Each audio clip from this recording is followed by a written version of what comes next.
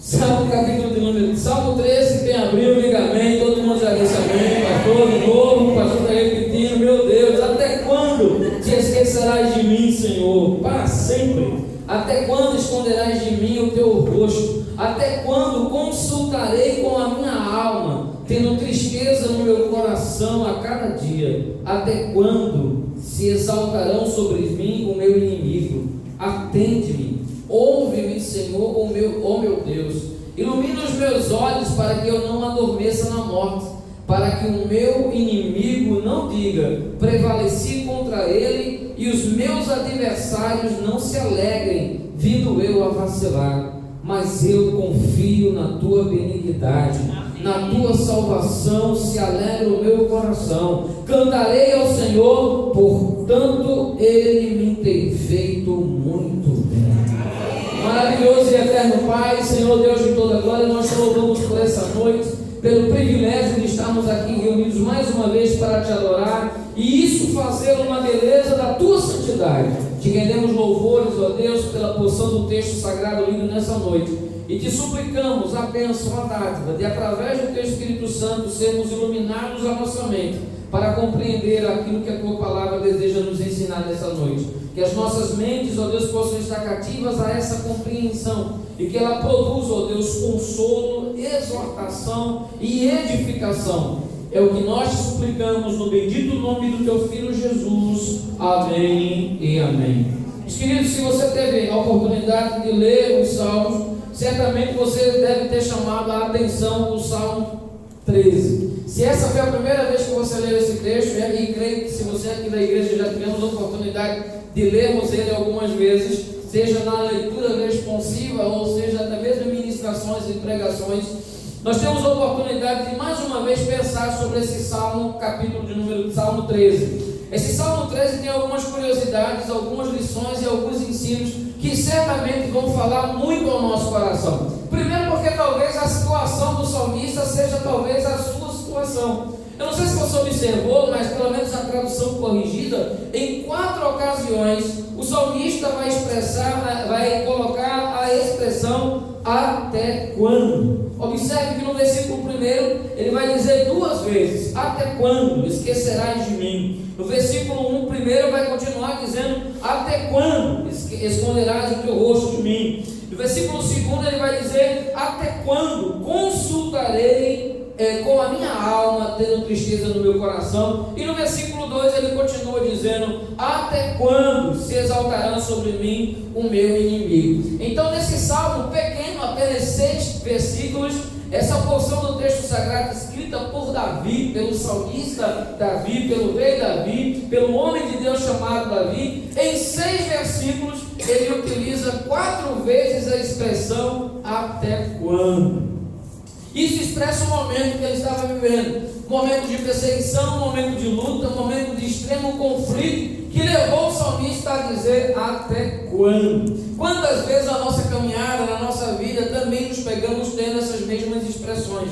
Talvez você não tenha utilizado em uma única oração, e os salmos são orações, são canções, são hinos de louvor e exaltação a Deus. É possível que talvez em alguma oração sua você não conseguiu, não expressou por 4 vezes seguidas numa mesma oração até quando. Mas talvez você, a semelhança de muitos, tenha repetido já várias vezes essa expressão, diante da luta, diante de alguma dificuldade pessoal, diante de um conflito financeiro, de um problema sério de ordem financeira, que mexe com a sua estrutura, que mexe com a estrutura familiar, que mexe com o seu casamento, e que lhe faz perguntar, Senhor, até quando essa crise financeira vai prevalecer? Quantas vezes somos tentados diante de um conflito familiar, no casamento, somos tentados a também colocar essa mesma expressão, até quando eu vou continuar suportando as atitudes, as ofensas, esse lar com discórdia, esse lar onde a paz não reina, esse lar que não tem sido um lugar saudável para mim? E talvez haja no seu coração uma expressão, até quando?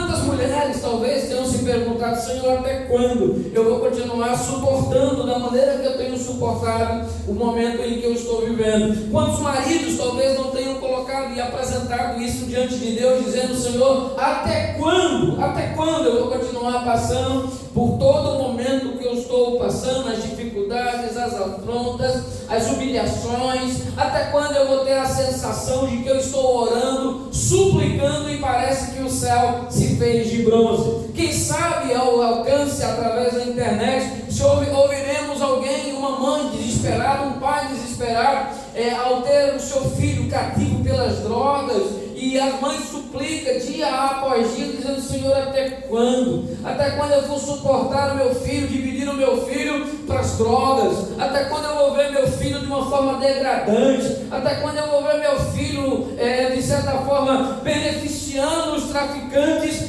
a custo da sua família, a custo das minhas lágrimas? O Senhor tem bem visto o quanto nós temos chorado. Ele tem perdido a dignidade, ele tem perdido o respeito, ele tem perdido a moral, e o que resta para uma mãe e para um pai nessa situação não é outra coisa senão dizer: Senhor, até quando eu vou continuar vendo essa situação desse jeito? Talvez ao alcance da minha voz chegue um filho que olhe para a vida do seu pai e se pergunte: Senhor, até quando? Até quando eu vou continuar vendo meu pai escravo do álcool, escravo da bebida? Até quando eu vou chegar a ver meu pai chegar dentro de casa, quebrar os móveis, agredir a minha mãe? Até quando nós vamos ficar calados, omissos? Até quando, Senhor, a minha mãe vai sofrer com toda essa dor, com toda essa angústia?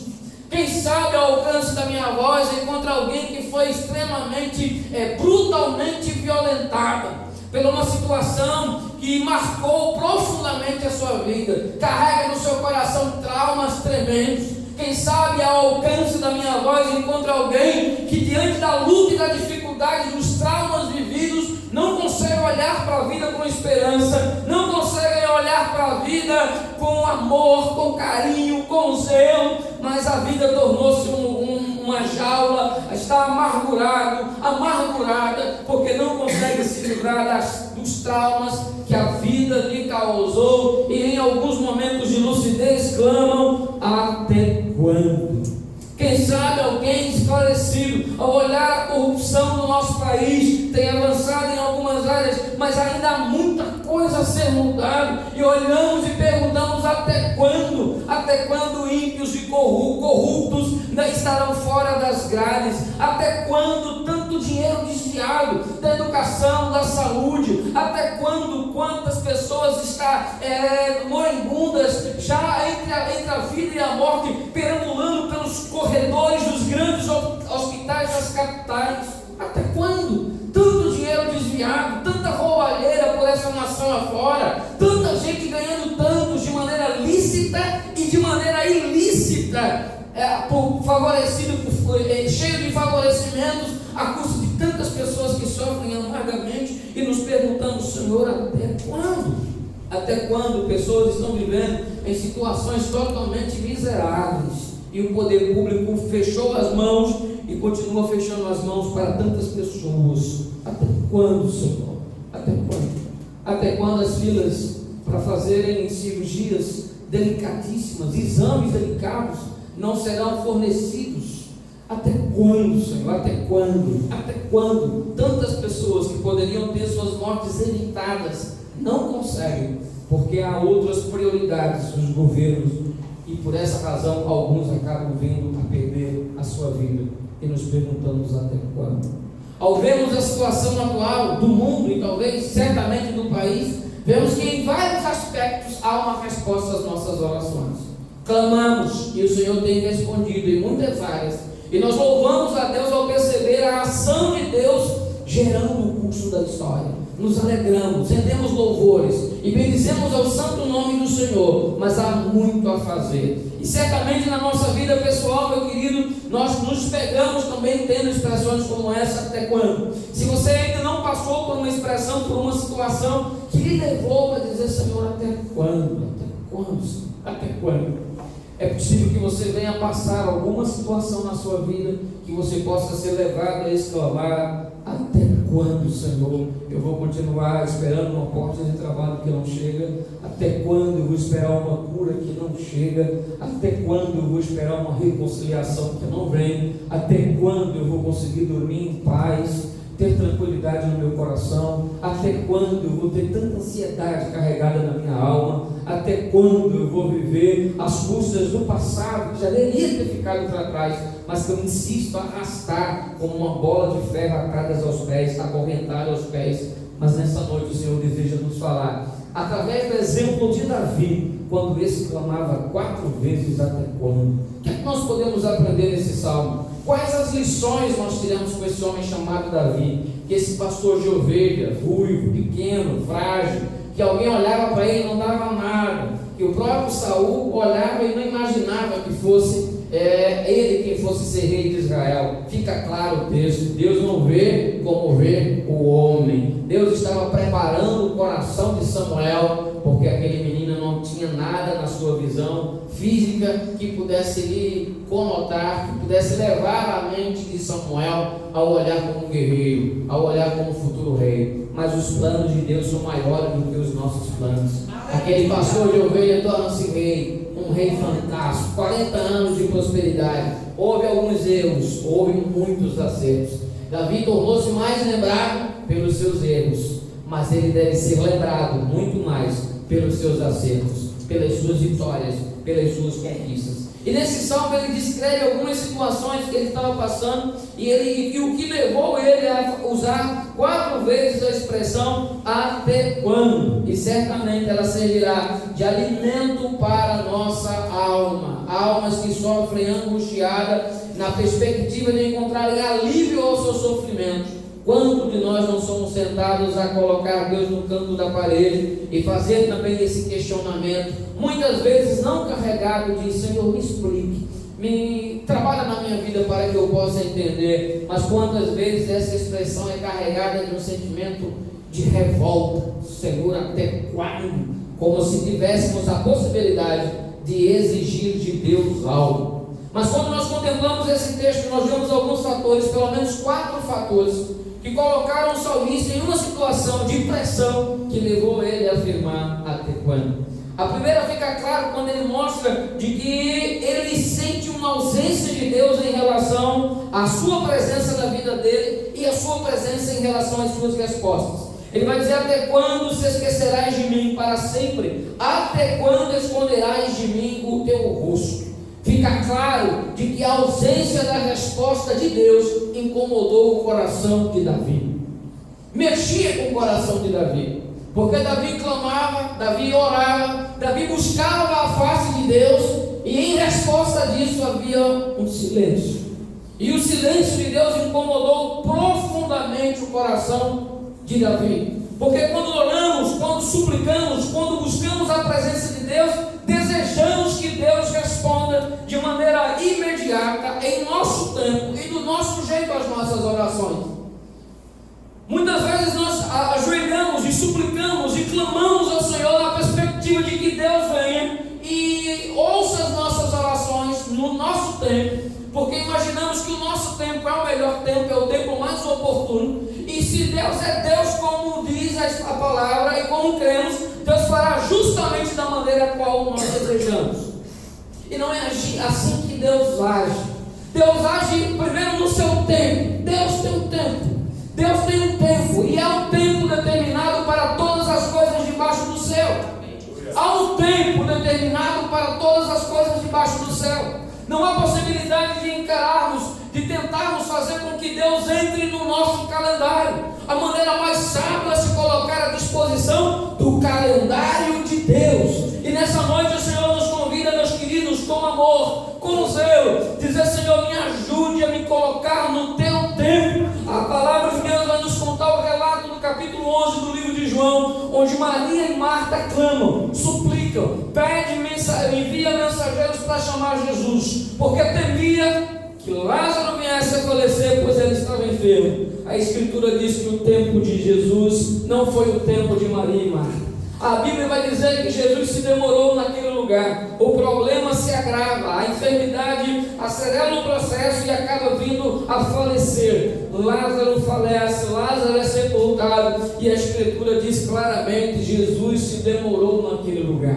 Para Maria e Marta talvez parecesse que Jesus estava demorando. Para Maria e Marta e para alguns curiosos que certamente lá estavam e que perguntavam: quem sabe a Maria, mas vocês falaram com Jesus? Sim, mandamos o recado para ele. Jesus está ciente de todo esse problema que nós estamos passando. A qualquer momento ele chega, mas Jesus não chegou, o problema se agravou e a morte chegou. E quem sabe alguém pensou: onde está Jesus? Sofrimento, dor, luto, porque Jesus demorou. Mas Jesus não demora. Jesus chega no momento exato na minha e na sua vida. E Jesus chegou no momento exato na vida de Maria e na vida de Marta, no momento de fazer um milagre extraordinário. Deus continua sendo o mesmo. Deus, ele não mudou. Ele é o mesmo ontem, hoje e será eternamente. O que nós precisamos é entender que diante da ausência de Deus, diante da ausência de uma resposta de Deus, Deus está trabalhando na nossa vida. Deus está lapidando o nosso caráter. Deus está cada dia, através do tempo, fazendo com que venhamos a entender que o mais importante para nós não é a resposta de Deus, mas é o próprio Deus na nossa vida, que nos dá paz e a tranquilidade para esperar o seu tempo. Quando Jesus chegou em Betânia, o milagre estava às portas de chegar, mas eles precisavam entender que o tempo de trabalhar era o tempo de Deus. Naamã vai dizer: não, como é que eu posso me banhar 7 vezes no Rio Jordão? É um rio imundo. Tantos rios na Síria são de uma qualidade melhor, são limpos, bom próprio para o banho. Mas o Senhor disse: mas o servo dele vai dizer: mas o que o Senhor mandou? O que o homem de Deus falou? Não foi para se banhar 7 vezes no Rio Jordão? Foi. Então faça o que ele disse. Mas o meu jeito era melhor ir para a Síria e se banhar nos rios da Síria. Mas não é o seu jeito que é o melhor. O jeito melhor é o jeito de Deus, porque Deus sabe o tempo e a maneira de trabalhar. Bendito seja o nome santo do Senhor. A ausência da resposta de Deus fez com que o salmista olhasse e dissesse: Deus se escondeu o seu rosto de mim, Deus se esqueceu de mim. Mas Deus não se esquece daquele aos qual Ele ama. Deus não se esquece de você. Por maior que seja a sua luta, por maior que seja a dificuldade, por maior que sejam as suas provações, por maior que sejam os seus defeitos, os seus erros, o Senhor não se esquece de você, pois Ele tem interesse na sua vida de transformar, mudar e abençoar rica e abundantemente. A palavra de Deus vai nos dizer que ainda que uma mãe se esqueça do seu filho, eu não vou me esquecer de você. Eu tenho cravado vocês na palma da minha mão. Não há possibilidade de eu me esquecer de vocês. A ausência de Deus mexeu com o coração do salmista. E a sensação de que Deus não vinha uma resposta, de que Deus havia se escondido, de que Deus havia se escondido o seu rosto dele, de que Deus havia se esquecido dele, fez com que ele imaginasse, passasse pela sua cabeça, de que Deus o havia abandonado. E não existe nada mais triste do que imaginar um servo de Deus se sentindo abandonado por Deus. Eu não sei se você já teve a sensação, quando criança, de se perder em algum lugar. É uma sensação horrível, terrível. Você vai de um lugar para o outro, desesperado. Você quer encontrar os seus pais, você quer encontrar seu pai e sua mãe. E o desejo é que você encontre. E há um medo, um pavor, de que eles por um acaso desistam de lhe procurar, de você não encontrar. E esse medo parece que cresce como um gigante dentro de nós. Nós temos visto tantos casos de mães e pais que abandonam seus filhos. Temos visto nos últimos 10 anos casos que chocaram o país em relação ao abandono. Mas que coisa maravilhosa. Deus não abandona os seus filhos. Deus não abandona os seus filhos. Há tantos pais que de maneira irresponsável têm os seus filhos e não cuidam, não zelam, não protegem, não cuidam e abandonam de fato. Às vezes até não abandonam financeiramente, mas abandonam emocionalmente. Há um abandono emocional que é tão sério ou pior do que o abandono financeiro, de suprir as necessidades materiais, mas as necessidades emocionais, há um vácuo. há um vazio. Há um vazio. Deus não abandona seus filhos. Que coisa maravilhosa quando nós abrimos lá em Romanos, aquele texto belíssimo, onde o apóstolo Paulo, ele expressa o sentimento de Deus para conosco diante de tantas dificuldades e de possíveis provações que venhamos passar. O texto vai nos dizer: quem intentará acusação contra os escolhidos do Senhor? É Deus quem os justifica. Quem os condenará? Pois é Cristo quem morreu, ou antes quem ressuscitou dentre os mortos, ao qual está à direita de Deus e também intercede por nós. Aleluia, glória a Deus. Quem nos separará do amor de Deus? A tribulação, ou a angústia, ou a perseguição, ou a fome, ou a nudez, ou o perigo, ou a morte? Capítulo 8, verso de número 36. Como está escrito: por amor de ti somos entregues à morte todo dia, somos reputados como ovelha para o matadouro. Mas ele prossegue dizendo: mas em todas essas coisas somos mais do que vencedores por meio daquele que nos amou. E como se não pudesse, ele continua, ele prossegue de uma maneira linda e poética: porque estou certo de que nem a morte, nem a vida, nem os anjos, nem principados, nem as potestades, nem do presente, nem do porvir, nem a altura, nem a profundidade, nem alguma outra criatura poderá nos separar do amor de Deus que está em Cristo Jesus, nosso Senhor. Bendito seja o nome santo do Senhor. Deus não nos abandona. Ele está conosco nos momentos mais difíceis que venhamos passar. Precisamos ter a certeza que o Senhor está conosco. Quando os nossos amigos não estiverem, quando o nosso pai, nossa mãe não estiverem, quando os nossos filhos estiverem longe, precisamos repousar na certeza de que Deus está conosco. Deus está conosco. Ele não nos deixará um momento sequer. O texto vai nos dizer que o salmista, diante dessa situação, ele acaba vendo os seus inimigos se exaltando, uma tristeza surgindo no seu coração. Tenho tristeza no meu coração dia após dia. Estava sendo gerada a tristeza.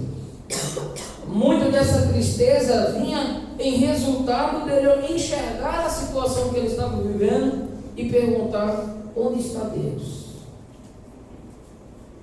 Isso agravava mais ainda a sua tristeza. E onde estava Deus? Deus estava trabalhando a sua vida e o seu caráter.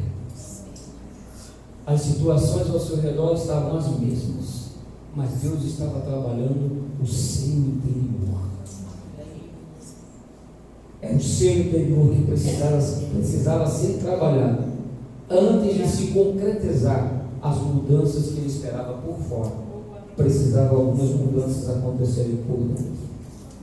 O texto vai dizer que a tristeza, levada pela ausência das respostas, pelo avanço dos seus inimigos sobre ele, faz com que ele desperte e veja e enxergue a pressão que há dos seus inimigos sobre ele. Estavam desejando esmagá-lo, acabar com a sua vida. Era um homem que não dormia bem, era um homem que chorava durante a noite, era um homem que passava por uma perseguição noite e dia.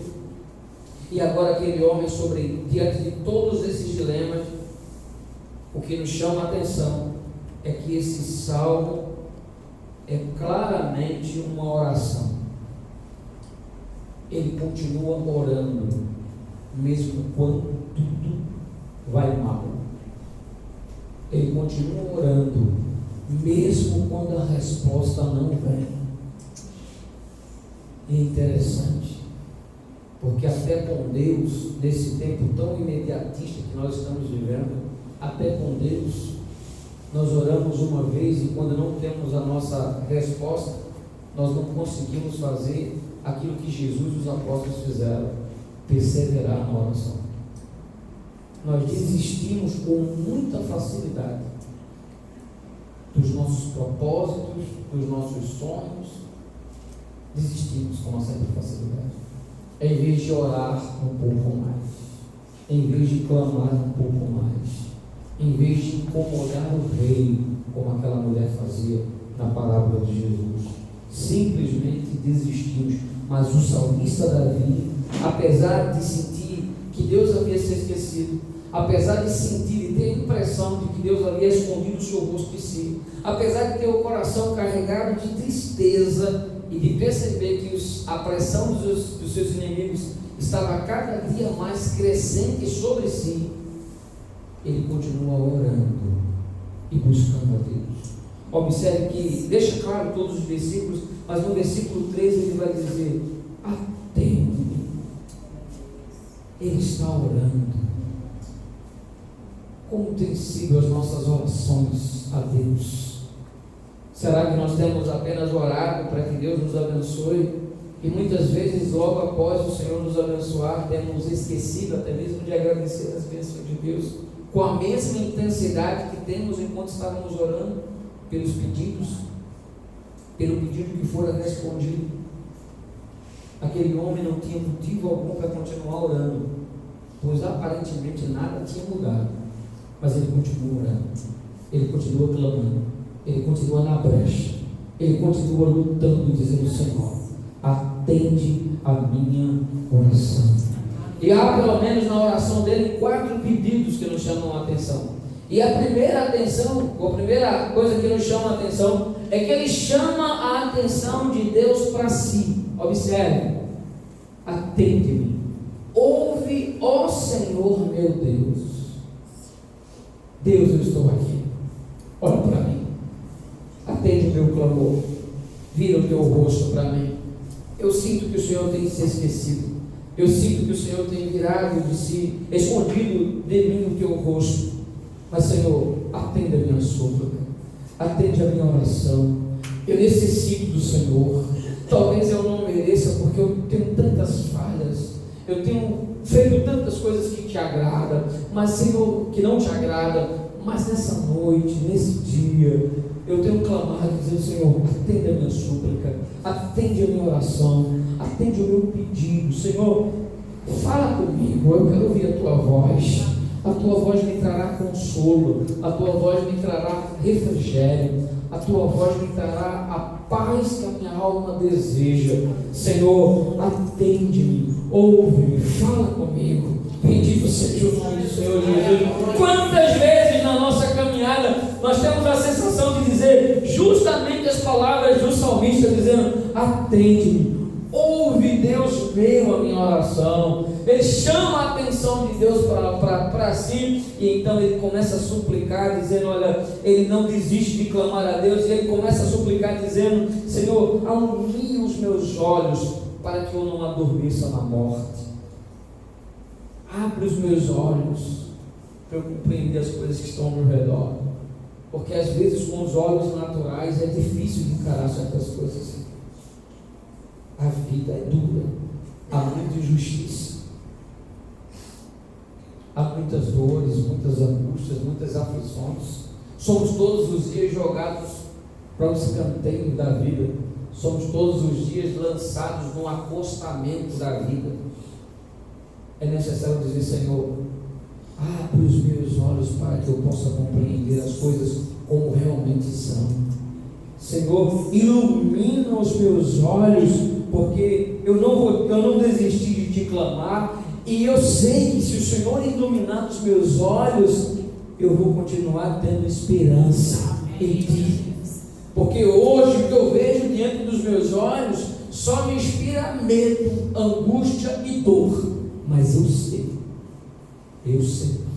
que se o Senhor iluminar os meus olhos, haverá uma esperança ainda maior. Me faz lembrar o exemplo lá de Eliseu, lá em Samaria. Eliseu e seu servo, o exército ao redor, todos vieram para prender Eliseu. O rapaz, quando sai de manhã, olha a montanha e vê uma multidão de exército. Entra correndo e diz: Eliseu, há carros e cavaleiros, todos vieram te pegar, vão acabar com a nossa vida, estamos perdidos. Aí Eliseu, que tem os olhos esclarecidos e iluminados, vai chamar aquele rapaz, orar por ele, e então os olhos dele serão abertos. Bendito seja o nome do Senhor. E quando os olhos dele foi aberto, quando ele olhou o exército inimigo, ele olhou por cima, acima dos montes, um exército ainda maior, carros e cavaleiros de fogo. O que falta muitas vezes e o que nos traz pavor ao coração é porque com os nossos olhos mais escuros só vemos o exército inimigo. Mas nessa noite, clame a Deus e diga: Senhor, eu não vou e não perdi a minha esperança. Ilumina os meus olhos para que eu veja o teu agir em meu favor, para que eu veja a tua mão poderosa vindo em meu socorro, para que eu não adormeça o sono da morte e perca a esperança completamente. Senhor, ele clama para que os meus inimigos não prevaleçam contra mim,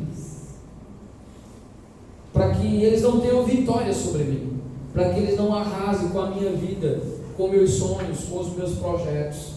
Atende minha oração, iluminando a minha mente, para que o meu inimigo não prevaleça sobre mim. E ele vai e continua dizendo no verso de número 4, dizendo: para que os seus inimigos não se alegrem, vindo eu a vacilar. Deus, não me deixe vacilar. Como tem andado a sua firmeza espiritual diante das lutas, provações, dificuldades, ou até mesmo das tentações? Porque as tentações, elas vêm e nos fazem muitos vacilar. Mas ele vai dizer: Senhor, não me permita vacilar. Tira os meus inimigos diante de mim, para que eles não se alegrem na minha desgraça. Porque se eu vacilar, o que virá em seguida é desgraça, é destruição, e os inimigos irão se alegrar. Mas, Senhor, me ajude a não vacilar, a estar firme diante de Ti. E então ele tem algumas atitudes que o texto nos apresenta, que enchem o nosso coração de paz e que nos ensina a como esperar o tempo de Deus, como encarar o até quando da melhor maneira possível, enquanto a resposta não vem. Primeiro, diz o salmista: mas eu confio na tua benignidade. Em algumas traduções tem quanto a mim, outras traduções tem de maneira diferente, mas a tradução corrigida e fiel vai nos dizer: mas eu confio na tua benignidade. Olha só, ele não ficou chateado com Deus porque Deus não havia respondido no tempo dele e do jeito dele. Ele estava sofrendo, ele estava sentindo meio que um abandono, mas ele vai dizer: Senhor, eu confio na tua bondade. Eu sei que o Senhor é bom, eu sei que o Senhor é bom, eu sei que o Senhor é justo, eu sei que o Senhor faz chover na plantação daquele que te teme, como na plantação daquele que não te teme. Eu sei que o Senhor ouve as orações de todos os sinceros. Eu sei que o Senhor é bom para com todos, e o Senhor é bom o tempo todo, e eu vou continuar confiando que o Senhor é bom. Eu não tenho entendido o que tem acontecido comigo, mas eu sei que o Senhor é bom. Às vezes eu questiono: Senhor, até quando tens escondido o seu rosto de mim? Até quando se esquecerás de mim?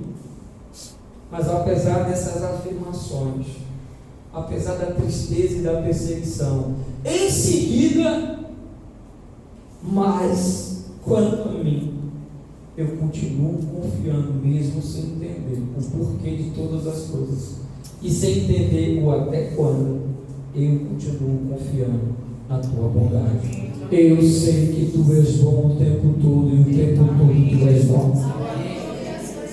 e nada nem ninguém me fará duvidar da tua bondade. Ele continua dizendo: na alegria da tua salvação alegra o meu coração.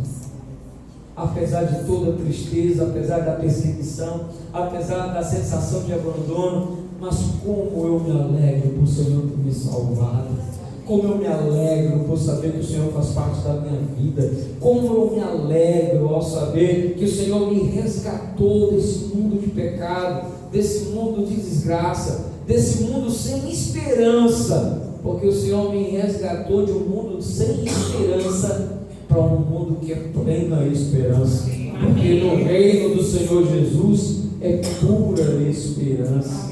Ele é a nossa esperança, esperança viva é o nosso Senhor Jesus. E por essa razão, na salvação dele, alegra o meu coração. Eu posso até não ter muitos motivos para se alegrar, até mais para chorar e lamentar, mas quando eu penso na bondade de Deus, quando eu penso na salvação do Senhor, enche o meu coração de alegria e de paz, porque apenas a bondade e a salvação do Senhor é quem traz a compreensão e o alívio para a minha alma sofrida. Diante disso, cantarei ao Senhor. Eu não vou calar os meus lábios, eu não vou pendurar os meus instrumentos musicais, eu não vou pendurar minha harpa, como diz lá o texto, instrumento de corda, eu não vou pendurar, eu não vou abandonar, eu não vou dizer que eu não quero cantar, mas apesar do sofrimento eu vou cantar, apesar da luta eu vou cantar. Enquanto o teu tempo e o teu jeito de agir na minha vida não chega, eu vou continuar cantando e exaltando ao Senhor. Meu Jesus, tu és tudo para mim. Foste morto, mas vives em mim. Tu mereces louvor, Cordeiro de Deus. Tu és tudo, sim, tudo para mim. Amém.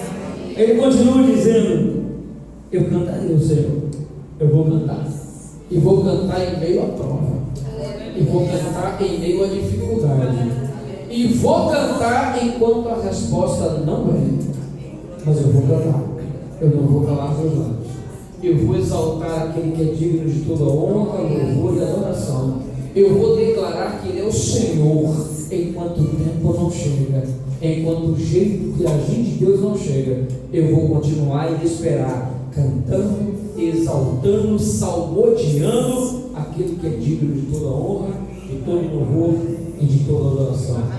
Ele conclui esse salmo dizendo: portanto, me tem feito muito bem. Sabe o que significa isso?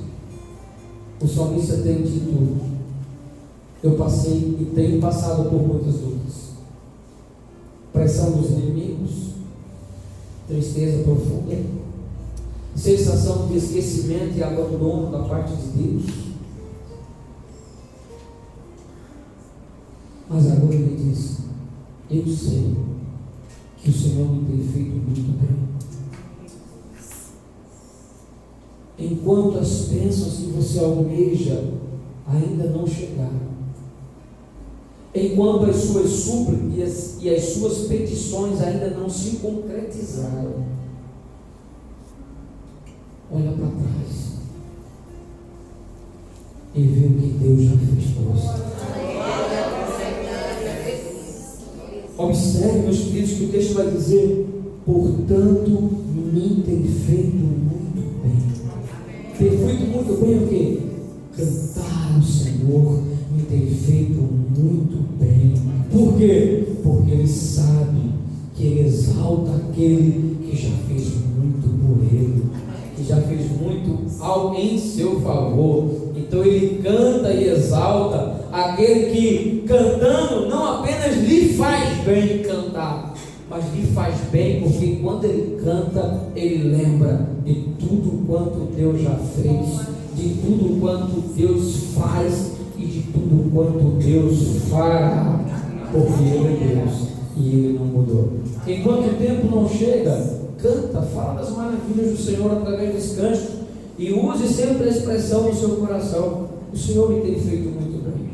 Louvar me faz muito bem, porque me faz lembrar, refresca a minha memória de como Deus já agiu no passado e continua agindo no presente, para o louvor e glória do seu santo nome. Até quando? Até o dia que Ele quiser. Como?